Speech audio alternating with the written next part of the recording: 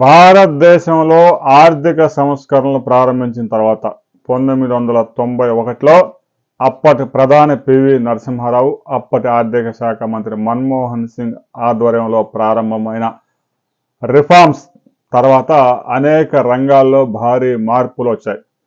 Banking రంగంలో కానీ, IT సెక్టార్లో కానీ, ఇండియన్ రైల్వేస్లో కానీ, అన్ని రంగాలు ఏ రంగం చూసుకున్నా కూడా మార్పు స్పష్టంగా కనిపిస్తుంది.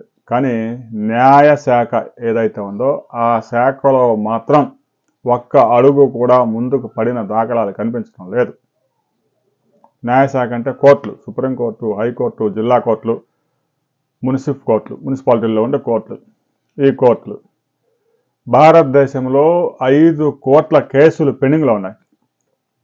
ఒక మర్డర్ కేసు ఉందంటే ఒక 40 సంవత్సరాల పాటు, ఒక భూ వివాదం కేసు ఉందంటే ఒక 62 సంవత్సరాల పాటు, ఏదైనా వాడు వీడు కొట్టుకొని జైలుకి వెళ్తే అదొక 12 సంవత్సరాల పాటు, ఇక మొగుడు పిల్లల మధ్య గొడవలు వచ్చి విడాకుల కేసు కనుక అయితే అది కూడా ఒక 22 సంవత్సరాలు. ఏ కేసుని ఒక పట్టాన తెగనేయడం లేదు.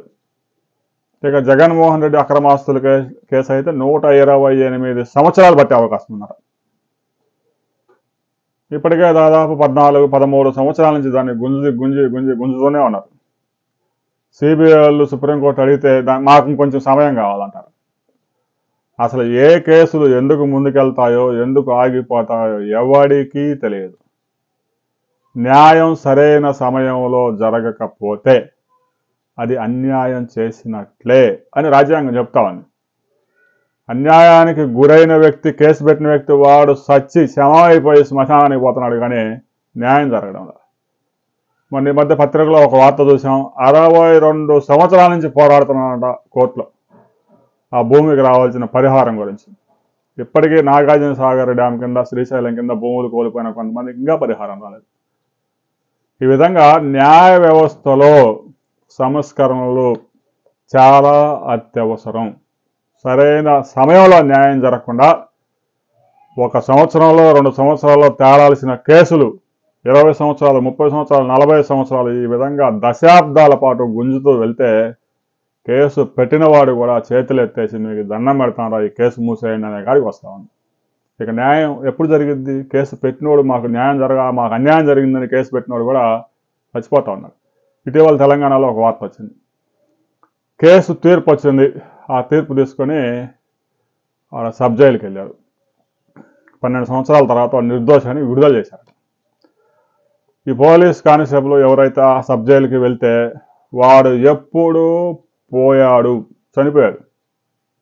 అంటే తీర్పు రాక 3 సంవత్సరాల క్రితం చనిపోయినా కూడా ఈ కేసు కోర్టులో వాదిస్తూనే ఉన్నారంట. 5 కోట్ల కేసులు ఎన్ని సంవత్సరాలు వాదిస్తారో తెలియదు. అవసరమైతే మరికొన్ని కోర్టులు పెట్టండి. జనాభా పెరిగిపోయారు, కోర్టులు మాత్రం పెరగలేదు. స్వతంత్రం వచ్చినప్పుడు బ్రిటిష్ వాడు ఏదైతే కోర్టులు పెట్టారో ఆ కోర్టులే ఇప్పుడు కూడా. అప్పుడు 42 కోట్ల జనాభా, ఇప్పుడు 142 కోట్ల జనాభా. ఆ రోజుల్లో పోలీస్ స్టేషన్కి వెళ్ళి కేసు పెట్టుకోవాలంటే ఎవడికైనా భయం. ఈ రోజుల్లో ఎవడైనా పోలీస్ స్టేషన్కి వెళ్ళి కేసు పెట్టుకున్నాడు. 5 కోట్ల కేసులు రాబోయే 2-3 సంవత్సరాలన్నా ఈ కేసుకి ఇన్ని సంవత్సరాల్లో తీర్పు ఇవ్వాలి. విడాకుల కేసు మ్యాక్సిమం 2 సంవత్సరాలు, మర్డర్ కేసు మ్యాక్సిమం 3 సంవత్సరాలు. అంటే టైం పెట్టండి. ప్రజాప్రతినిధులని ప్రత్యేక కోర్టులను పెట్టారు. ప్రజాప్రతినిధులు అరాచకాలు, అవినీతి మీద ఒక్క కేసు తేల్చరు. తెలిస్తే జగన్మోహన్ రెడ్డి కేసు 13 సంవత్సరాల నుంచి ఎందుకు నడిచింది? ముఖ్యంగా భారతదేశంలో సంస్కరణలు రావాల్సిన రంగం ఏదైనా ఉంది అంటే అది న్యాయశాఖ, కోర్టులు. దీంతో మీరు ఏకీభవిస్తారా?